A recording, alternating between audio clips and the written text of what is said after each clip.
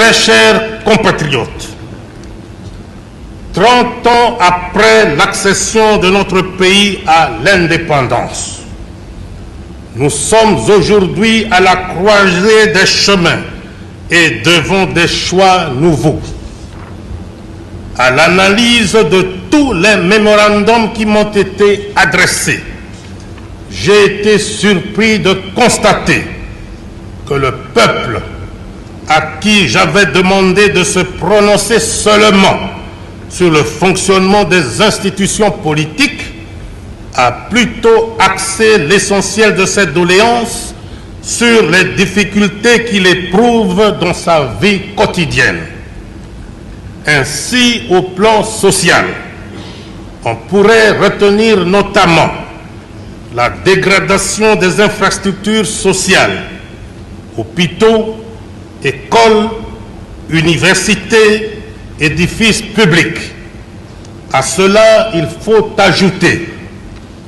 la vétusté des formations médicales,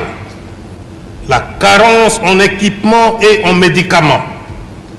l'insuffisance du personnel médical, la surpopulation dans les salles de cours ainsi que dans les résidences universitaires et les internats, la modicité des rémunérations des agents de l'administration publique, le sous-emploi des cadres universitaires, certains abus qui se commettent par-ci, par-là.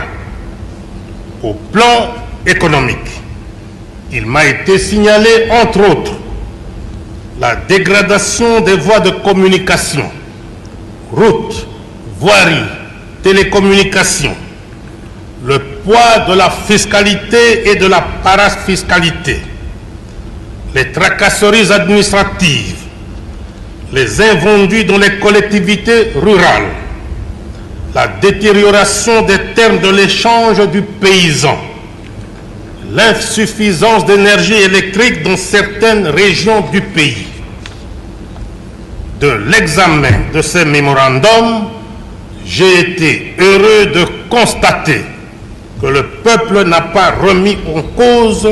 un certain nombre d'acquis. En effet, de Bukavu à Matadi, de Lubumbashi à Kisangani, partout, c'est l'affirmation de l'identité nationale et la sauvegarde de l'unité, le souci de l'intégrité territoriale